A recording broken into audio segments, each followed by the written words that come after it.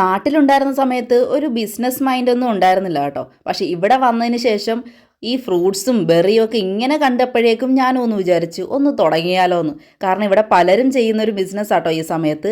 ഇങ്ങനെ ബെറികളും അതുപോലെ തന്നെ ഫ്രൂട്ട്സും എല്ലാം പറിച്ചുകൊണ്ട് വിൽക്കുക. കാരണം ഇതിന് പ്രത്യേകിച്ച് ചിലവ് മുടക്കൊന്നും ഇല്ലല്ലോ.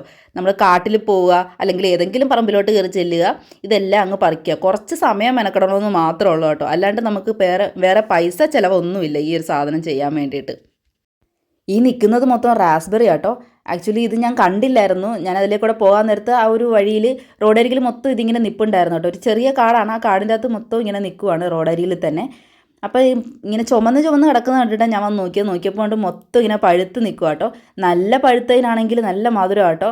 ചെറുതായിട്ടൊക്കെയാണ് പഴുത്തിട്ടുള്ളതെങ്കിൽ അതിനൊരു ചെറിയ പുളിയും കൂടെ ഉണ്ടാവും. ഇതിൻ്റെ അകത്തൊരു ചെറിയ കുരുവൊക്കെ ഉണ്ട് കേട്ടോ. നല്ല ടേസ്റ്റാണ് പക്ഷേ ഈ സാധനത്തിന്. ഇത് ഇവിടെ ഇത്ര സുലഭമായിട്ട് കിട്ടുന്ന ഒരു സാധനമാണെങ്കിൽ പോലും ഇതിന് നല്ല വില കേട്ടോ കടയിൽ. ഇത് ഫ്രോസൺ ആയിട്ടും അല്ലാതെയൊക്കെ ഇപ്പോൾ അവൈലബിൾ ആണ്. നമുക്കങ്ങനെ പുറത്ത് കടയിൽ നിന്ന് വാങ്ങിക്കേണ്ട ആവശ്യം വരാറില്ല. കാരണം നമുക്കിത് ഇപ്പം പറിച്ച് കുറച്ച് നേരം കുറച്ച് സ്റ്റോറൊക്കെ ചെയ്ത് വെച്ച് കഴിഞ്ഞാൽ നമുക്ക് കുറച്ച് നാൾ ഇത് ഉപയോഗിക്കാം. അതുകൊണ്ട് ഞങ്ങളിതുവരെ കടയിൽ നിന്ന് വാങ്ങിക്കേണ്ടി വന്നിട്ടില്ല. പക്ഷേ ഇവിടെയുള്ള പലരും ഈ സമയത്ത് ചെയ്യുന്നൊരു ബിസിനസ് ആട്ടോ ഇത്.